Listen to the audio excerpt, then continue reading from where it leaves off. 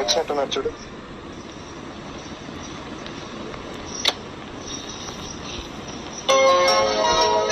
మీరు నేను రండి కూర్చోండి.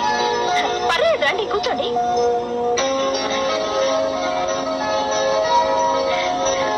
పర్లేదు కూర్చోండి. పక్కిందనుకుంటాను.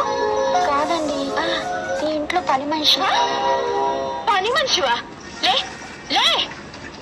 ఏమిటి నేను తెలియక కూర్చోమంటే కూర్చోడమే? అసలు ఇంత అందంగా ఉన్నావేంటి? వాళ్ళే వారమ్మా, పని మనిషి అందంగా ఉండకూడదా ఏంటి? ఎందుకు ఉండకూడదు? ఉండొచ్చు. ఇక దయచేయి. ఇంట్లో పని నువ్వు అవసరం లేదు. మీ ఇంట్లో ఎవరన్నా ముసలాలు ఉంటే పంపించు. అలాగే. అమ్మో అమ్మో, నేనే గడుస్తాను అనుకుంటే నాకంటే గడుస్తానులో ఉంది.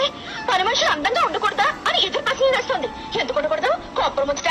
ఈ రోజు ఉగాది కదా, పంచాంగ శ్రవణం చేసి మీ జాతకం చెప్దామని తెచ్చాను. నా జాతకం నువ్వేం చెప్పక్కర్లా, అది నా చేతిలో ఉంది.